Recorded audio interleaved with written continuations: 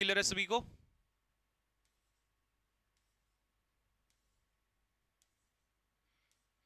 Thums up डालो एक बार भैया, आवाज एकदम क्लियर है।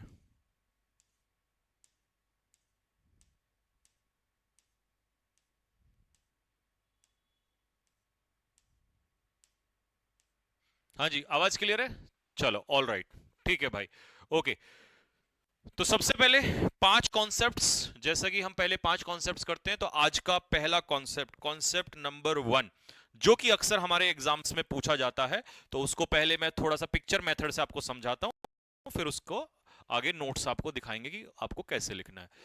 क्या है आज का कॉन्सेप्ट 1? आज के हिसाब से हमारा कॉन्सेप्ट 1 क्या है, समझो। देखो, हम सभी जानते हैं कि जनरली पिक्चर बनाते हुए चलना मेरे साथ, है ना।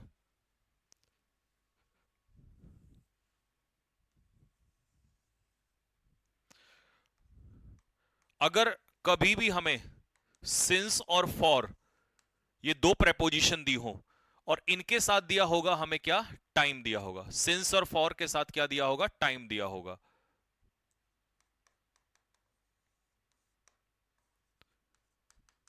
सिंस और फॉर के साथ कौन सा टाइम होता है, पीरियड ऑफ टाइम। और सिंस के साथ कौन सा टाइम होता है, पॉइंट ऑफ टाइम।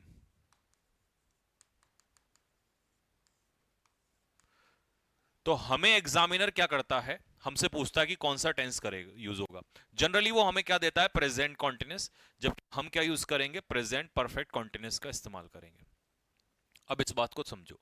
जैसे मैंने सपोज करो आपसे कहा कि मैं पढ़ा रहा हूं, क्या बोला मैंने, मैं पढ़ा रहा हूं। तो इसका मतलब मैं जिस समय बोल रहा हूं उस समय पढ़ाने का काम चल रहा है। मैं पढ़ा रहा हूं, जिस समय बोला उस समय पढ़ाने का काम चल रहा है, तो ये हो जाएगा प्रेजेंट कॉन्टिन्यूस।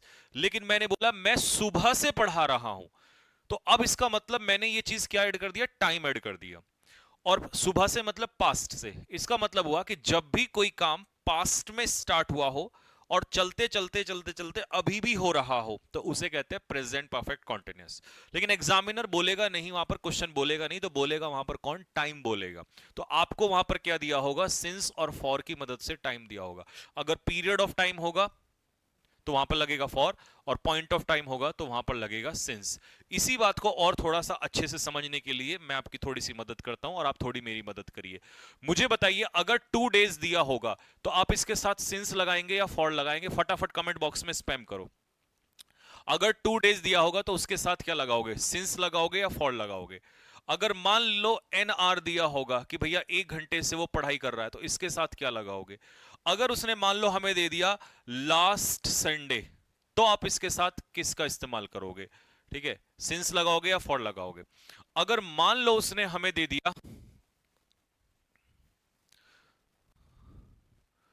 लास्ट 3 डेज, जिनमें बच्चे अक्सर फंसते हैं, मैं वही टॉपिक को उठाऊंगा, लास्ट 3 डेज, तो इसके साथ आप क्या यूज करोगे। एक बार फिर से देख लो, पहले में क्या लगाओगे, दूसरे में क्या लगाओगे, तीसरे में क्या लगाओगे। पहला, दूसरा, तीसरा, 1 2 3 करके कमेंट बॉक्स में स्पैम करते रहो। चौथे में क्या लगाओगे, फिर मैंने पूछा आपसे आयर, इसमें आप क्या लगाओगे। फिर मैंने आपसे पूछा यस्टरडे, इसके साथ आप क्या लगाओगे। फिर मैंने आपसे पूछा मैरिज, इसमें आप क्या लगाओगे। 5 6 7, नेक्स्ट। फिर मैंने आपसे पूछा 7 AM, इसके साथ क्या लगाओगे। फिर मैंने आपसे कहा, पूछा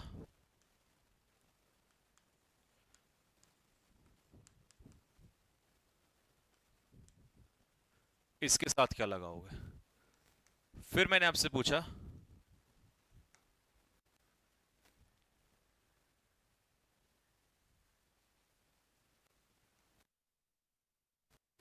इसके साथ क्या लगाओगे।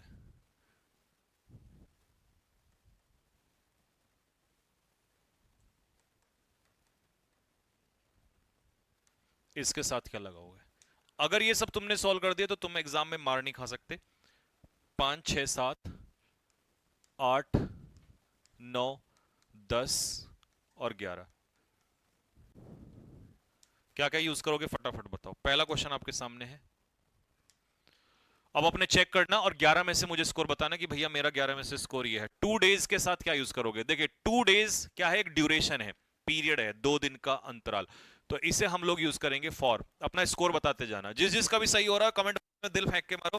जब भी सही हो जाए कमेंट बॉक्स में दिल फेंक दो कि भैया मेरा ये वाला सही है। एनआर, एनआर कोई पॉइंट ऑफ टाइम नहीं है, 1 घंटा एक ड्यूरेशन है, तो इसके लिए भी आएगा फॉर।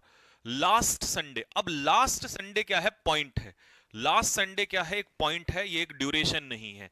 तो पॉइंट है तो इसका मतलब आंसर हो जाएगा सिंस हो जाएगा। फिर आते हैं अगले पे, लास्ट 3 डेज। अब यहां पे लास्ट है, यहां पे भी लास्ट है, लेकिन Sunday is the name of the day. और जब किसी चीज का नाम दिया होता है, हमेशा याद रखना नाम किस में काउंट होता है, पॉइंट ऑफ टाइम में।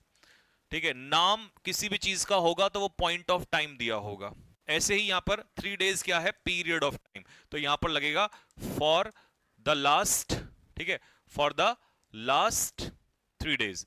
अ ईयर, ये नाम नहीं है किसी का, एक साल का क्या है, ड्यूरेशन है, तो इसके साथ भी फॉर अ ईयर। यस्टरडे क्या है, ध्यान रखना, yesterday is a point of time. ठीक है, यस्टरडे क्या है, पॉइंट ऑफ टाइम है, ये एक ड्यूरेशन नहीं है। यस्टरडे एक ड्यूरेशन नहीं है, पीरियड नहीं है, यस्टरडे क्या है, पॉइंट ऑफ टाइम है। तो इसके साथ हम क्या लगाएंगे, सिंस यस्टरडे। मॉर्निंग क्या है, सॉरी मॉर्निंग कह रहा हूं, मैरिज क्या है, ये भी एक पॉइंट ऑफ टाइम है कि भाई जब शादी हुई थी तब, तो इसको भी हम पॉइंट ऑफ टाइम में कंसीडर करेंगे, ये एक ड्यूरेशन नहीं है, तो इसके साथ भी क्या आ जाएगा, सिंस ही कंसीडर किया जाएगा। अगला 7 AM, ये भी पॉइंट ऑफ टाइम है कि भैया 7 बजे से, तो इसके साथ भी क्या आएगा, सिंस ही आएगा। पास्ट 3 डेज, ये भी क्या है, एक ड्यूरेशन है, तो इसके साथ क्या होगा, फॉर यूज होगा। लास्ट मंथ, लास्ट मंथ क्या है, एक ड्यूरेशन नहीं है। ठीक है, लास्ट मंथ, जैसे मैंने मान लो पिछला महीना क्या था, ये कह दूं last month is equal to, है ना, तो last month is equal to जो वो महीना दिया होगा, तो लास्ट मंथ कह दूं, या मैं यहां पर मान लो जून कह दूं, तो since June, since last month, तो यहां भी आ जाएगा सिंस। और दिवाली क्या है, एक त्योहार का नाम है, तो ये भी क्या आ जाएगा, सिंस आ जाएगा। 11 में से अपना स्कोर बताओ कि भैया मेरा स्कोर ये रहा है। आज के बाद आप शायद मेरे हिसाब से कभी भी सिंस और फॉर में कभी भी प्रॉब्लम नहीं लोगे। ठीक है, चलो अब इसी बात को हमने क्या कर दिया, हिंदी में लिख के दे दिया। अगर कोई क्रिया यानी कि कोई एक्शन पास्ट में शुरू होकर प्रेजेंट तक लगातार चल रहा हो तो उसे प्रेजेंट परफेक्ट कॉन्टिन्यूअस में लिखा जाता है। इससे बढ़िया हिंदी में आपको कुछ नहीं मिल सकता। पूरी मैंने मतलब पिक्चर भी बना दी और हिंदी में भी लिख के दे दिया। सबसे बड़ी बात है इसकी स्ट्रक्चर क्या होगी वो समझो। सबसे पहले दिया होगा आपको स्ट्रक्चर, उसके बाद दिया होगा आपको हैज हैव हेल्पिंग वर्ब दिया होगा, फिर उसके पीछे लगेगा बीन। बीन का लगना यहां पर बहुत जरूरी है, इस बात को अपने दिमाग में रखना, क्योंकि बीन के बिना आप आईएनजी फॉर्म नहीं लगा सकते। तो हैज और हैव के पीछे क्या लगाओगे, बीन, और फिर वर्ब की फर्स्ट फॉर्म में क्या लगा दोगे, आईएनजी। तो ये आईएनजी किसकी वजह से लग जाता है, बीन की वजह से। फिर आएगा ऑब्जेक्ट, और कमाल की बात है यहां खेल होगा सिंस और फॉर का, और फिर आएगा आपका टाइम। ठीक है, सिंस और फॉर का प्रयोग वो भी मैंने बता दिया आप लोगों को, है ना, कि कहां यूज होगा, जैसे since Monday, since 5 PM, since 2010। ठीक, ऐसे ही फॉर का, for 3 hours, for 2 days, for a long time. ठीक है जी, अब आते हैं एग्जाम्पल पे। चलो पहला क्वेश्चन मान लो उसने क्या दिया हुआ है, मोहित इज स्टडिंग इंसिसेंटली। इंसिसेंटली का मतलब क्या होता है भाई, इंसिसेंटली का मतलब होता है कॉन्टिन्यूअसली, यानी कि लगातार। अब इसमें गलती क्या है, देखो जैसे आपने क्वेश्चन को देखा होगा आपके दिमाग में दो बातें आई होंगी। एक तो 3 आवर्स जो है वो पीरियड ऑफ टाइम है, और पीरियड ऑफ टाइम के साथ आप सिंस नहीं लगाते, क्या लगाते हो, फॉर लगाते हो। दूसरी बात, जैसे ही सिंस और फॉर दिया वैसे ही प्रेजेंट कॉन्टिन्यूअस को आप किस में कन्वर्ट कर दोगे, प्रेजेंट परफेक्ट कॉन्टिन्यूअस में कन्वर्ट कर दोगे। तो ये भी आपको समझ में आ गया होगा। फिर आपने देखा यहां पर कि फॉर 3 इयर्स, 3 सालों से, तो फॉर सही लगा हुआ है, पीरियड ऑफ टाइम के साथ फॉर सही लगा हुआ है। अच्छा, हैव, पहली बात तो पूजा सिंगुलर सब्जेक्ट है, तो हैव की जगह क्या होगा, हैज होगा। दूसरा, डायरेक्ट आईएनजी नहीं आ सकता, तो हमें यहां पर क्या लगाना पड़ेगा, बीन लगाना पड़ेगा, और इसके पीछे फिर आईएनजी लगेगा। मेरे हिसाब से हर एक बच्चे को यह बात समझ में आ गई होगी। अब कमेंट बॉक्स में थम्स अप डालो कि भैया ये वाला कॉन्सेप्ट हमें बिल्कुल क्लियर हो गया। और यहां पिक्चर ने तो सब कुछ ही क्लियर कर दिया कि अगर कभी भी हमें टाइम दिया होता है सिंस और फॉर के साथ, तो हम प्रेजेंट कॉन्टिन्यूअस को प्रेजेंट परफेक्ट कॉन्टिन्यूअस में बदलते हैं। कौन सा टेंस बनाते हैं इसको, प्रेजेंट परफेक्ट कॉन्टिन्यूअस। कौन सा बनाते हैं? Present perfect continuous. और सिंस कहां आता है? पॉइंट ऑफ टाइम के साथ। और फॉर कहां आता है? पीरियड ऑफ टाइम के साथ। तो होपफुली ये बात सबको क्लियर हो गई होगी। बहुत बढ़िया भाई, बहुत बढ़िया, शाबाश जी शाबाश। अब आते हैं आज का कॉन्सेप्ट नंबर 2 की तरफ। कॉन्सेप्ट नंबर 2 में क्या सिखाता है? कॉन्सेप्ट नंबर 1 को समझने के बाद अब हम चलेंगे कॉन्सेप्ट नंबर 1 को समझने के बाद हम चलेंगे कॉन्सेप्ट नंबर 2 की तरफ। 1 आपने समझ ही लिया है, अब आते हैं कॉन्सेप्ट नंबर 2 की तरफ। ठीक है, कॉन्सेप्ट नंबर 2 हमें क्या बताता है? इंडेफिनिट प्रोनाउन जो हम सीखने वाले हैं। देखिए कुछ क्वेश्चंस हमारा इंडेफिनिट प्रोनाउन से पूछता है। इंडेफिनिट प्रोनाउन जैसे कि पहली कैटेगरी है everyone, someone, anyone, everybody, no one, anybody, somebody, ठीक है, नोबडी। ये हमारे कुछ इंडेफिनिट प्रोनाउन हैं जो कैसे कंसीडर किए जाते हैं? सिंगुलर कंसीडर किए जाते हैं। इनके साथ अगर वर्ब पूछेगा तो कैसी वर्ब आएगी? सिंगुलर वर्ब आएगी, सिंगुलर वर्ब पूछेगा। और इनकी खास बात है कि इनके साथ जो पॉजेसिव एडजेक्टिव आता है वो क्या आता है? हिज। जनरली पेपर में क्या दे देगा आपको? वंस लगा के देगा जो कि गलत होगा, या क्या दे देगा पेपर में आपको? देयर देगा जो कि गलत होगा। वंस आता है जब आपका सब्जेक्ट वन होगा तभी वंस आएगा। देयर आता है जब आपका सब्जेक्ट प्लूरल होगा तभी इसका इस्तेमाल किया जाएगा। ठीक है जी, आइएगा अब समझिए इस बात को कि जब भी आपका indefinite pronoun everyone, no one, anyone, someone दिया होगा, क्या क्या दिया होगा एक बार कमेंट बॉक्स में बताना लिख के। Everyone, no one, anyone, someone, nobody, everybody, anybody, somebody. तो इनके साथ कैसी वर्ब आएगी? सिंगुलर वर्ब आएगी। इनके साथ पॉजेसिव एडजेक्टिव क्या रहेगा? हिज रहेगा। लेकिन अगर एवरीथिंग कर दिया, अब ये थिंग मतलब नॉन लिविंग को रिप्रेजेंट कर रहा है, समथिंग, नथिंग, एनीथिंग, तो इनके साथ वर्ब कैसी आएगी? सिंगुलर। और इनका पॉजेसिव एडजेक्टिव क्या होगा? इट्स होगा। इट्स क्यों हुआ? क्योंकि यहां पर नॉन लिविंग को रिप्रेजेंट कर रहा है, और ये किसको डिनोट करता है? पर्सन को डिनोट करता है। तो इसीलिए यहां पर हमने क्या ले लिया? हिज ले लिया यहां पर। तो इन दोनों का डिफरेंस ये होपफुली आपको समझ में आ गया होगा। ठीक है, उसमें इट्स क्यों आया? क्योंकि वो नॉन लिविंग को रिप्रेजेंट कर रहा है। और यहां पर हिज क्यों आया? क्योंकि ये पर्सन को इंडिकेट करता है। ठीक है, अब इसी के हिसाब से जब हमने एग्जाम्पल देखने की कोशिश की तो एग्जाम्पल में पहला एग्जाम्पल इसने दिया था, everyone has oblique have completed his oblique their homework. हर किसी ने अपना काम पूरा कर लिया। सबसे पहले एवरीवन यहां क्या कंसीडर होगा? सब्जेक्ट। सब्जेक्ट सिंगुलर है तो मेरे भाई वर्ब भी कैसी होगी? सिंगुलर होगी। जब सब्जेक्ट सिंगुलर, वर्ब सिंगुलर, तो एडजेक्टिव भी कैसा होगा? सिंगुलर होगा। तो यहां पर देयर नहीं आएगा। क्वेश्चन नंबर 2 की अगर बात करूं तो नोबडी कैसा सब्जेक्ट है? सिंगुलर सब्जेक्ट है। अगर सिंगुलर सब्जेक्ट है, सिंगुलर के साथ हम वर्ब में क्या लगाते हैं? एससीआईएस लगाते हैं। तो आंसर इसका क्या हो जाएगा? केयर्स हो जाएगा। अब क्वेश्चन नंबर 3 की अगर बात करें, एवरीथिंग, तो एवरीथिंग कैसा सब्जेक्ट होगा? ये भी सिंगुलर होगा। सिंगुलर होगा तो इसका सही उत्तर क्या होना चाहिए? हैज होना चाहिए। लेकिन आगे चल के क्या समस्या है? एवरीथिंग सिंगुलर है तो यहां पर इस बार पॉजेसिव एडजेक्टिव क्या होगा? इट्स होगा, यानी कि देयर नहीं होगा। फिर आते हैं, हाँ, रख दो। फिर आते हैं समथिंग पे। समथिंग भी क्या होगा? सिंगुलर होगा।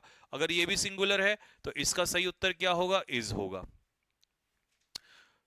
जिसका भी सही उत्तर बैठा हो फटाफट कमेंट बॉक्स में दिल मारो फेंक के कि भैया एकदम क्लियर है, हमें इसमें कोई परेशानी नहीं है।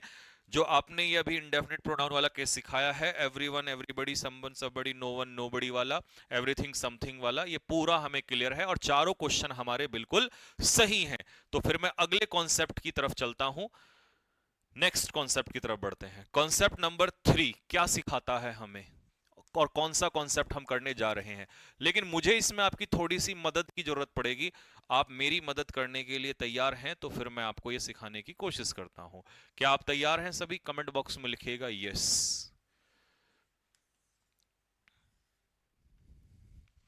एक दिन दोस्तों मैंने प्राचीन काल में आपको एक बात सिखाई थी। मैंने आपको little, a little, the little सिखाया था। अगर सिखाया था तो कमेंट बॉक्स में लिखिए भैया यस, और अगर नहीं सिखाया था तो लिखिए नो।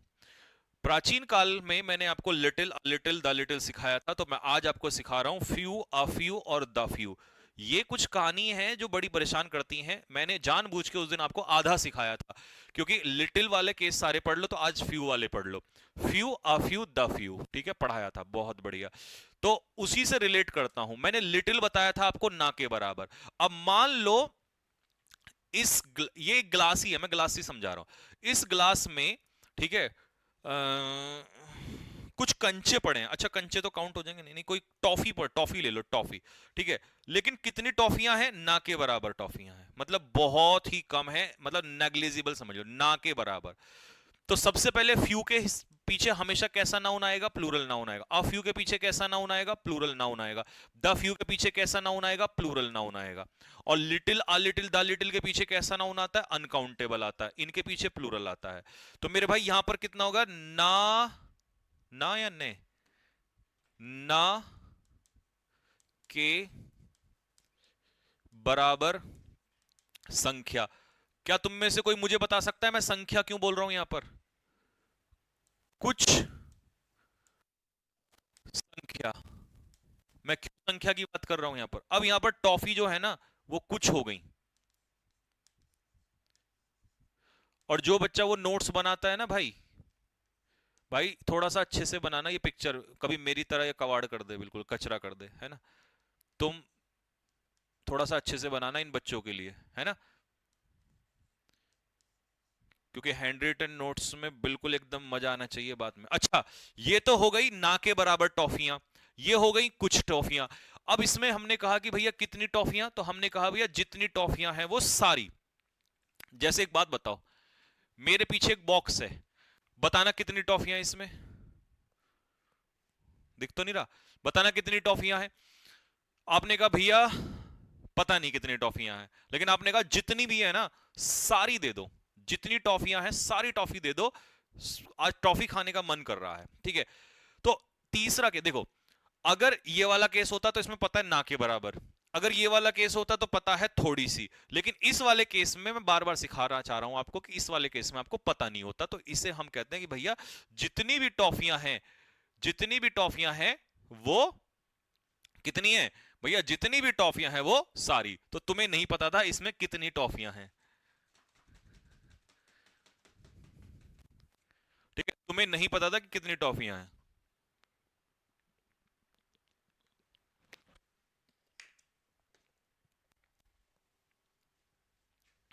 ठीक है जी। तो इसका मतलब इसमें हमें पता नहीं होता। तो जो बिल्कुल गधे बच्चे हैं, गधे सुने, गधे, पता नहीं होता, उनके लिए लिख रहा हूं मैं यहां पर, क्योंकि वो भूल जाते हैं, वो बाद में कहते हैं यार ये वाला समझ ही नहीं आया, तो अब मैंने लिख दिया। और जो बच्चा नोट्स बनाता है ना, वो क्लाउड में ऐसे बिल्कुल अलग लिख देगा, पता नहीं होता। इसीलिए यहां पर लिखते हैं जितना है वो सारा, सारा का सारा, है ना, जितना है वो सारा, इसमें हमें पता नहीं होता है, ठीक है। इसे कहते हैं फ्यू, अ फ्यू और द फ्यू। अब आ जाओ यहां पर, few, a few, the few, हमेशा अपने पीछे क्या लेते हैं? हमेशा अपने पीछे लेते हैं प्लूरल नाउन, ठीक है। फ्यू का मतलब होता है हार्डली, हिंदी में कहते हैं ना के बराबर। अ फ्यू का मतलब होता है थोड़ा, या कह सकते हो सम। और द फ्यू का मतलब होता है जितना वो सारा, और इंग्लिश में कहेंगे सम, सम नहीं, सम तो इधर आ जाएगा, ऑल दैट आर अवेलेबल। तू कहां से आया भाई? तू निकल यहां से, फुर्सत में पहली गली में निकल, यहां से। ऑल दैट आर अवेलेबल मतलब जितना है वो सारा। तो भाई हिंदी में भी लिख दिया, इंग्लिश में भी लिख दिया। अब तो बिल्कुल ही गोबर गणेश है ना, और वो कह रहा है जी अभी भी समझ में नहीं आया, तो भाई फिर तो, फिर उसको तो बस क्या ही बताऊं, उसके लिए मुझे कुछ नया ही इस दुनिया में दवाई बाबा बंगाली से बनवानी पड़ेगी, तभी समझ में आएगा, है ना, कि भाई पिक्चर मेथड से भी नहीं आया, हिंदी इंग्लिश से भी नहीं आया, तो भैया फिर तो बाबा बंगाली के पास चलना पड़ेगा, फिर तो वही कुछ कर सकते हैं, ठीक है। अब एग्जाम्पल में देखो जरा क्या लिखा हुआ है, there are few rupees in my wallet, मेरे पर्स में ना के बराबर रुपए हैं, so I can not afford a cup of tea, वो कह रहा है मैं कप कॉफी भी अफोर्ड नहीं कर सकता, क्यों? क्योंकि उसके पास कितना है? ना के बराबर है, और तो सही बात है, तभी तो अफोर्ड नहीं कर सकता। डॉक्टर ने एडवाइस दिया मुझे to take a few days rest, doctor advice देगा कि ना के बराबर ना के बराबर दिनों का रेस्ट ले लो तो गलत हो जाएगा, वो कहेगा कुछ दिनों का रेस्ट ले लो, तो कुछ के लिए हमें क्या बोलना पड़ेगा, अ फ्यू डेज रेस्ट। अब यहां पर उसने कहा the few days, the few days का मतलब है जितने दिन थे, the few days that I spent with Anarkali. अरे भाई क्या नाम लिख दिया। तो वो कह रहा है कि भैया जितने भी दिन मैंने अनारकली के साथ बिताए थे वर मेमोरेबल, वो सारे यादगार थे। तो हमने पूछा कि भैया, रांझे से पूछा कि रांझे भाई अनारकली के साथ कितने दिन बिताए, तो उसने कहा सर जी मुझे नहीं पता, लेकिन जितने बिताए थे वो सारे, तो सारे के सारे, और सारे के सारे में आता है the few days. Uh few days करोगे तो गलत हो जाएगा, क्योंकि उसने यहां लिख कर दे रखा है। तो जो गधे वाले बच्चे हैं ना, उनको भी बता रहा हूं कि यहां ये लिख के दिया है, इसमें लिख के नहीं दिया होता, यहां लिख के दिया होता है कि जितना है वो सारा। That I spent, that I spent का मतलब है जितने दिन बिताए। कितने बिताए, हो सकता है 2 दिन बिताए हो सकता है 2 महीने बिताए हो सकता है 2 साल बिताए हो सकता है 20 साल बिताए हो, हमें क्या पता। दैट आई स्पेंट का मतलब है जितना, जितना वो सारा। भैया जो नोट्स बनाता है ना बच्चा हमारा, वो लिख देना यहां पे इसके नीचे, जितना वो सारा, और इसकी वजह से ही हमने यहां पर द फ्यू लगाया है। ठीक है, इसी की वजह से हमने यहां पर द फ्यू लगाया है। ठीक है, अब अगर अभी भी समझ में नहीं आया तो भैया फिर पीना पड़ेगा आपको मेरी तरह बाबा बंगाली का चूरन।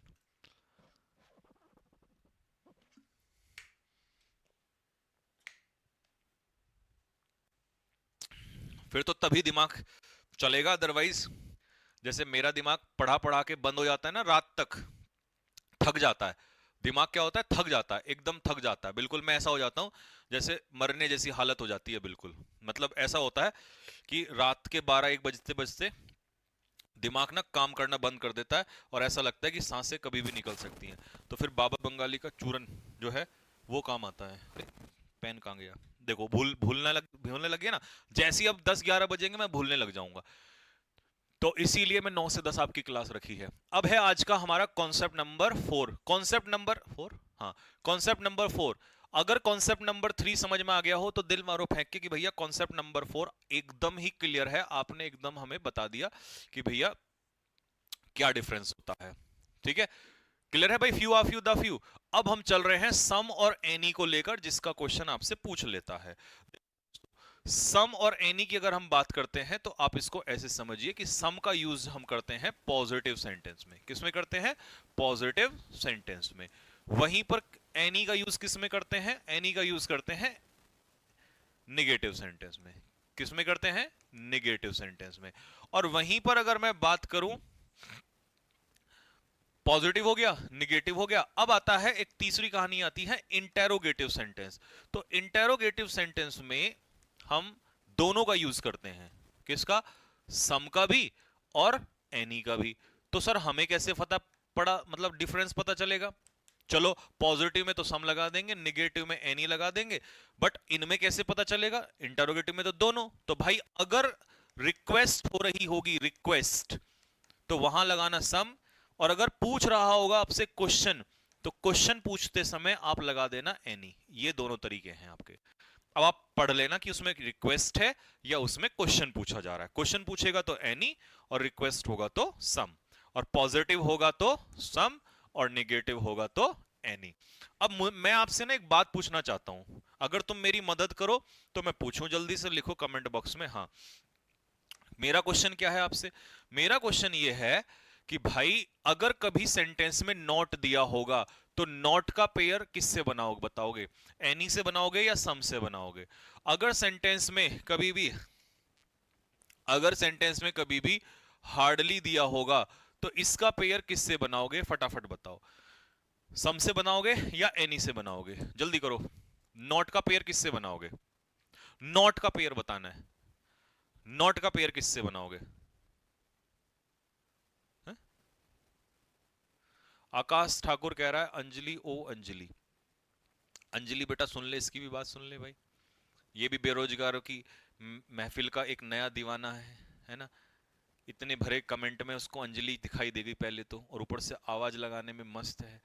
ऐसे ही लोग भारत में, बेरोजगारों की कमी इसीलिए नहीं है क्योंकि निकम्मों की कमी नहीं है तो बेरोजगारों की भी कमी नहीं है। बहुत बढ़िया भैया। आपने बताया था निगेटिव में एनी आता है, नॉट निगेटिव होता है, तो इसीलिए हम लोग नॉट का पेयर एनी के साथ बनाते हैं। हार्डली भी निगेटिव होता है तो इसीलिए हम हार्डली का पेयर जो है वो एनी के साथ बनाते हैं। अब मैं कुछ बच्चों डाउट दूर करना चाहता हूं। कुछ बच्चे कहते हैं सर एनी भी निगेटिव होता है, ये भी निगेटिव, तो डबल निगेटिव कैसे लगा दोगे आप? तो मैं यही बताना चाह रहा हूं, एनी निगेटिव, एनी को निगेटिव सेंटेंस में प्रेफर किया जाता है। तो जो गधे वाले बच्चे हैं ना, जो ये कहते हैं कि भैया हमें तो बिल्कुल ही समझ नहीं आ रहा है, तो उनके लिए मैं यहां लिख देता हूं कि मेरे भाइयों, एनी निगेटिव नहीं होता, बल्कि निगेटिव वाक्य में इस इस्तेमाल कैसे लें, इस्तेमाल किया जाता है। तो अगर अब कोई गधा भी है, बिल्कुल बिल्कुल कह रहा है जी मैं तो खच्चर हूं एकदम और मेरे को समझ में, तो अब उसको भी आ जाएगा। ठीक है, ये किसी भी टाइप के बच्चे को आ सकता है। ठीक, कि भैया मेरे को एकदम समझ में आ गया, अब कोई दिक्कत नहीं है यहां पर। ठीक है भाई, चले आगे बढ़े यहां पर। तो अब ये समय नहीं, ये सब पढ़ लेना। ये पिक्चर मैंने आपको समझा दी, तो मुझे लगता है पिक्चर से बढ़िया कुछ नहीं है। अब आ जाओ फटाफट, पहला, दूसरा, तीसरा, तीनों में बताओ फटाफट क्या आएगा। देखो, I do not have any book to read, यहां पर नॉट दिया है, निगेटिव है, तो इसका मतलब एनी लिखना बिल्कुल सही है। चलो, we have some friends, sentence positive है, तो सम लिखना बिल्कुल सही है। Would you like to have some water, क्या तुम थोड़ा सा पानी लोगे? भाई आपके घर पे मान लो आप में से कोई लड़के का नाम ले लेता हूं, चलो एक लड़के का नाम ले लिया, आयुष त्रिवेदी। ठीक है, मान लो आयुष त्रिवेदी की शादी होने वाली है और लड़की वालों के यहां देखने जा रहे हैं। ठीक है भाई, जाते हैं ना जैसे कि भाई मिलने जाते हैं, है ना। तो अब आयुष जो है वहां चला गया, तो इसके ससुराल वाले, ठीक है फीलिंग में मत आ जाना, पहले क्वेश्चन को सुनो ध्यान से।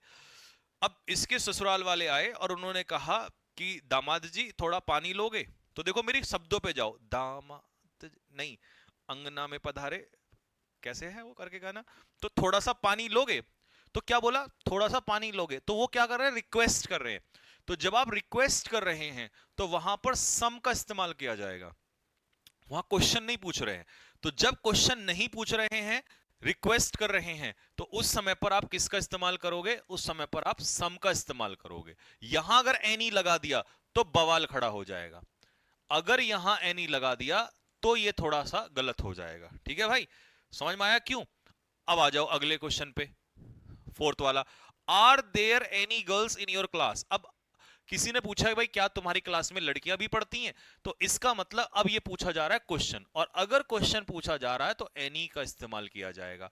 रिंकी ने मुझे बताया कि she needed some money some time, कि उसे थोड़ा सा समय चाहिए था मेरा प्रपोजल एक्सेप्ट करने के लिए। तो इसका मतलब ये पॉजिटिव वाक्य है, और पॉजिटिव वाक्य है तो यहां पर आप सम का ही इस्तेमाल करोगे।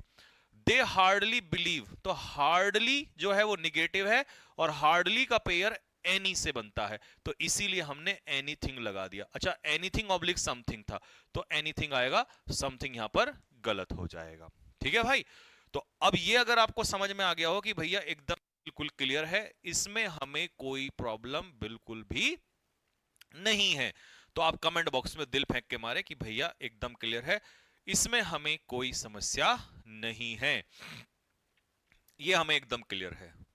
क्लियर है भाई?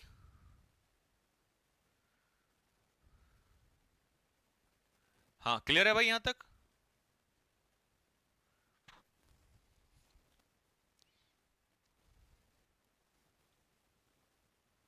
क्लियर है, बफरिंग नहीं हो रही? बफरिंग, बफरिंग नहीं हो रही, झूठ बोलोगे तो, झूठ नहीं बोलना चाहिए ना, झूठ बोले कौवा काटे। ठीक है, चार कॉन्सेप्ट हो गए यहां तक, चौथा कॉन्सेप्ट क्लियर है सभी को?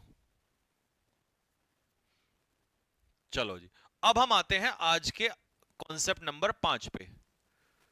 आज का कॉन्सेप्ट नंबर 5 क्या है? तो मेरे भाई ध्यान से सुनना, कॉन्सेप्ट नंबर 5 क्या है, कॉन्सेप्ट नंबर 5 क्या है वो ध्यान से सुनना। पहले आपको कॉन्सेप्ट नंबर 5 सिखाता हूं।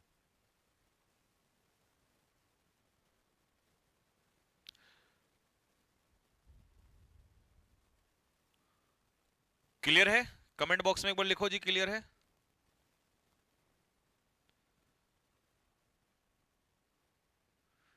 क्लियर है भाई? क्लियर है बेटा?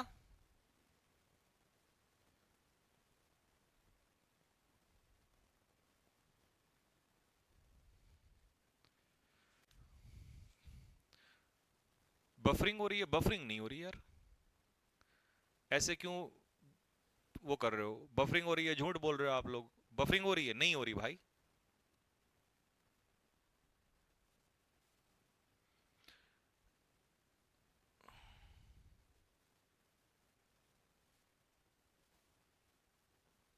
क्लियर है? बफरिंग नहीं हो रही ना? ठीक है, अब आ जाओ कॉन्सेप्ट नंबर 5 पे चलते हैं। मेरे प्यारे नन्हे मुन्ने बच्चों, अब आपके एग्जाम में एक कॉन्सेप्ट पूछा जाता है, वो कॉन्सेप्ट क्या है वो समझिए। कॉन्सेप्ट ये है कि सेंटेंस, कभी भी आपको एक सेंटेंस दे देगा और इस सेंटेंस में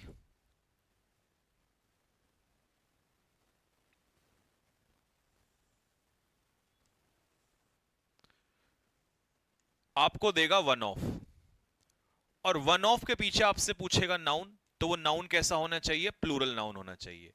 लेकिन आपसे पूछेगा वर्ब, तो वर्ब होगी सिंगुलर। क्या तुम में से कोई बच्चा मुझे ये बता सकता है कि जब वन ऑफ के बाद नाउन प्लूरल है तो जो वर्ब है वो सिंगुलर क्यों आ रही है? क्या तुम में से मुझे कोई बता सकता है? फिर इसी के बाद पहले तो ये बताओ, जब वन ऑफ के बाद नाउन प्लूरल आएगा, वन ऑफ के बाद हमेशा, वन ऑफ के बाद हमेशा नाउन जो है वो कैसा आएगा? प्लूरल आएगा। लेकिन वर्ब जो है वो सिंगुलर क्यों आएगी? क्योंकि मान लो उसने कहा ये बहुत सारे लड़के हैं, और इन बहुत सारे लड़कों में से एक लड़के ने एग्जाम पास कर लिया, तो बहुत सारों में से कितने ने किया? एक ने किया।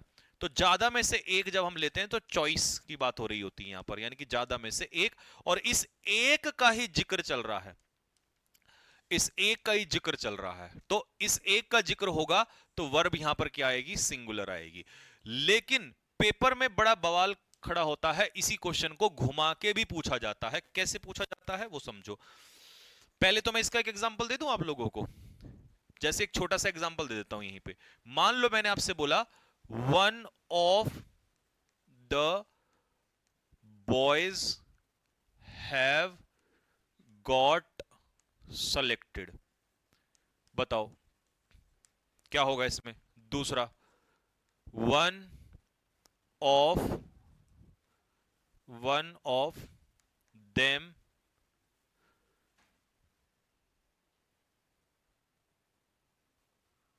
Has oblique have not reached yet.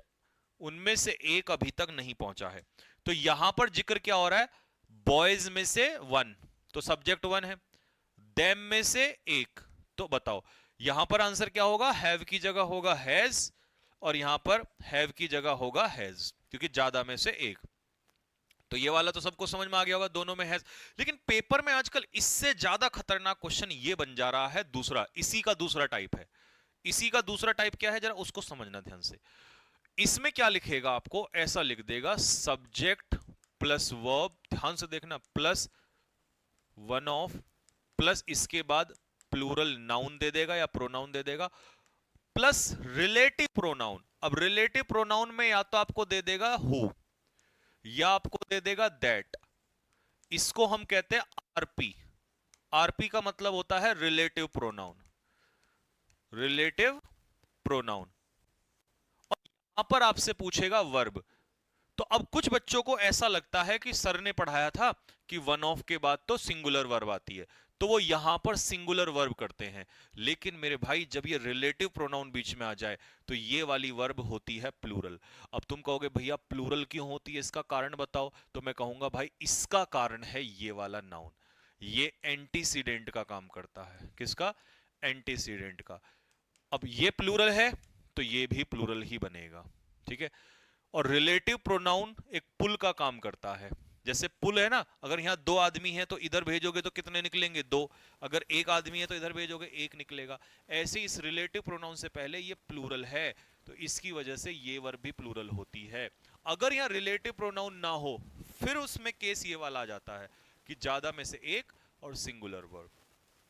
लेकिन यहां पर जो केस है रिलेटिव प्रोनाउन से पहले ये प्लूरल होता है, तो इसकी वजह से ये वर्ब क्या होगी? प्लूरल हो जाएगी।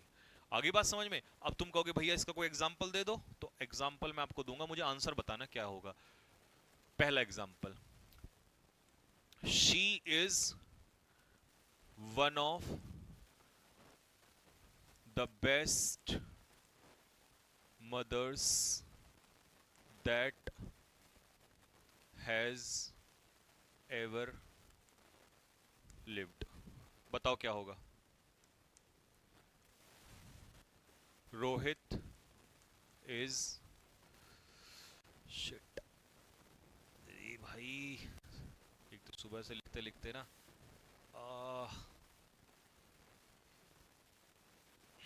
Rohit is one of the boys who is oblique are going abroad, जो विदेश जा रहे हैं।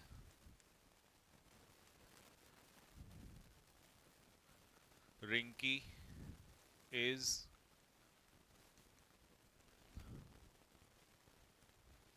one of the girls who have participated in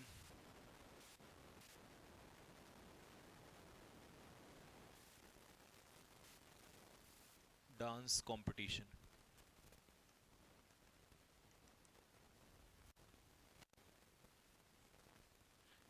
ओए, पिटाई खाएगा भी।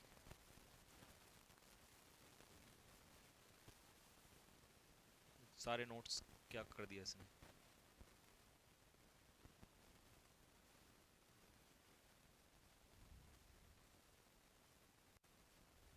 हाँ जी, कहां थे भाई हम? Has oblique have participated in the dance competition.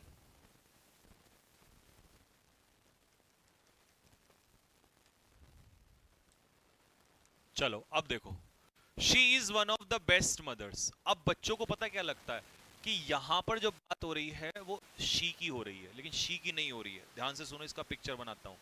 ये उसने कहा है बहुत सारी मदर्स हैं, और इन मदर्स में से उसने कहा शी एक है, लेकिन जो आगे जिक्र हो रहा है वो इन मदर्स का हो रहा है, हैव एवर लिव्ड, मतलब जो अभी तक रही हैं, जितनी भी बेस्ट मदर्स हुई हैं, तो जितनी भी हुई हैं, इसका मतलब यह है कि रिलेटिव प्रोनाउन के बाद जो जिक्र हो रहा होता है वो इसका हो रहा होता है, एंटीसीडेंट का।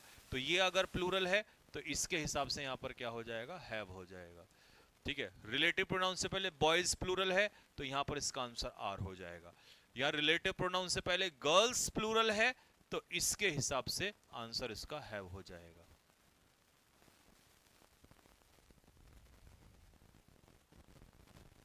बात क्लियर है? अब कमेंट बॉक्स में लिख के बताओ कि भैया ये एकदम क्लियर हो गया।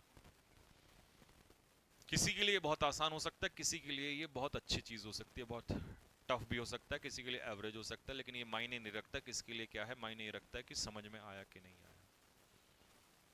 बात समझ में आया? दोनों में डिफरेंस समझ में आ गया सभी को कि भैया जब रिलेटिव प्रोनाउन वाला केस आएगा तो मैं देखूंगा कि एंटीसीडेंट हमारा कैसा है, प्लूरल है तो प्लूरल, प्लूरल है तो प्लूरल, प्लूरल है तो प्लूरल।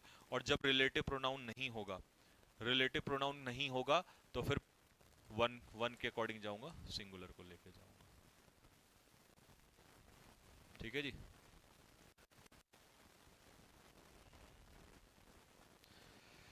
ठीक है भाई, तो भाई आज इतना ही रखेंगे दोस्त, क्योंकि अब मुझे लग रहा है थोड़ा सा ना,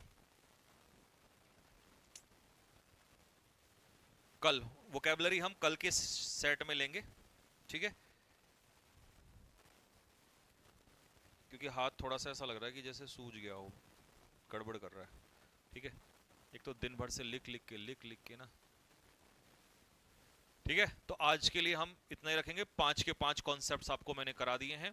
आज एंटोनियम्स यानी कि एंटोनियम जो है वो हम कल के सेशन में लेंगे, ठीक है। और हाँ, वादे के मुताबिक मैंने रीडिंग कॉम्प्रिहेंशन स्टार्ट कर दिया है। आज से आपको रीडिंग कॉम्प्रिहेंशन जो है वो मिलना स्टार्ट हो जाएगा आपके रिपीटर्स बैच में, ठीक है। डेली आपको मॉक के रूप में, मॉक या पीडीएफ के रूप में, ठीक है, 2 पैसेज, कितने पैसेज? 2 passage daily. 2 पैसेज आपको डेली मिलेंगे हफ्ते में 3 दिन, और 2 दिन आपको मिलेंगे पीक्यूआरएस। पीक्यूआरएस 2 दिन और पैसेज जो है वो 3 दिन मिलेंगे। पीक्यूआरएस जो शीट में होंगे वो आपके 10 पीक्यूआरएस होंगे, तो एक दिन में 10 सॉल्व करोगे, आपकी प्रैक्टिस हो जाएगी खतरनाक, ठीक है। तो रिपीटर्स बैच के अंदर आप लोगों को ये जितने भी आपके पैसेज और पीक्यूआरएस हैं ये आपको मिल जाएंगे कैडेट डिफेंस एकेडमी एप्लीकेशन पे। जितने भी नए बच्चे हैं जो इस बैच में जुड़ना चाहते हैं और प्रैक्टिस करना चाहते हैं वो कर सकते हैं इसके अंदर, ठीक है। कौन सा एप्लीकेशन? मैंने फिर बताया, कैडेट डिफेंस एकेडमी एप्लीकेशन के अंदर, ठीक है। कल हम इसको यहाँ से आगे बढ़ा रहे होंगे, तो हमने इसमें करना क्या है, कल इसके बाद के कॉन्सेप्ट्स करने हैं, और एंटोनियम्स का जो सेशन आज होना था वो हम कल करेंगे, ठीक है। क्योंकि आज शायद ज़्यादा काम मैं कर नहीं पाऊंगा क्योंकि गड़बड़ हो रही है, ठीक है। चलो तो ठीक है भाई, कल मिलते हैं सेम टाइम पे रात को 9 बजे। तब तक के लिए सभी को जय हिंद।